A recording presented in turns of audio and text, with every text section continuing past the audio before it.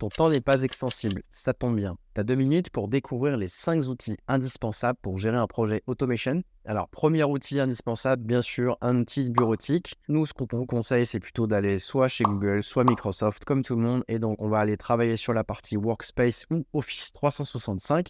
On va retrouver donc à la fois des outils qui vont être intéressants dans le partage des agendas, travailler sur des canaux collaboratifs de discussion, de chat.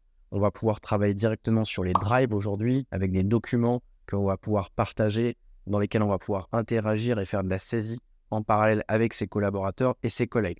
C'est donc l'outil numéro 1 à avoir et à structurer dans son entreprise. Deuxième outil, un vrai outil de pilotage projet. En ce sens, chez TED, on a choisi Monday. Monday, c'était pour nous un outil hyper intéressant dans la structuration des tâches des collaborateurs avec des task boards qu'on peut aussi parfois mettre directement dans des outils dédiés comme Trello par exemple. On a aussi utilisé Monday sur différents aspects, que ce soit sur la partie CRM, marketing. Vous allez pouvoir planifier vos projets, analyser vos budgets, gérer vos campagnes, que ce soit marketing ou des campagnes de publicité.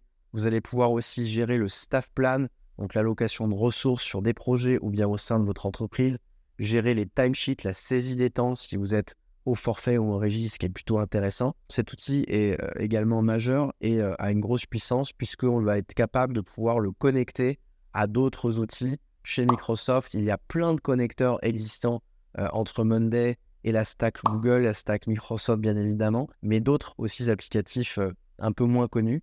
Donc cet outil est aujourd'hui un point central dans la collaboration, mais surtout pour l'exécution et le delivery. Ensuite, un outil intéressant que l'on a mis en place et qui est intéressant aussi pour vous dans vos projets automation va être un outil collaboratif d'idéation. De notre côté, on a choisi plutôt Miro, qui est un des leaders sur le marché et qui vous permet donc de créer des tableaux blancs dans lesquels on va faire interagir les collègues, les collaborateurs, les métiers. Vous allez pouvoir créer des ateliers, créer des supports, des présentations en fonction de ce qui a été fait durant ces ateliers.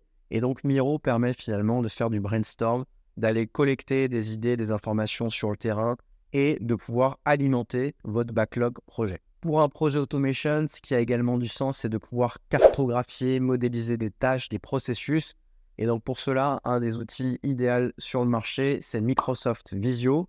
Il existe également d'autres outils que l'on a pu tester qui sont plutôt intéressants comme Draw.io et donc qui vous permet de faire des diagrammes de flux, des étapes que l'on va modéliser sous forme de blocs, de chaînes, de flèches et on va pouvoir ainsi lancer et cadrer des projets avec déjà cette synthèse macro des processus à robotiser. Enfin, dans le cadre d'un projet, vous allez devoir communiquer, présenter, faire du marketing aussi.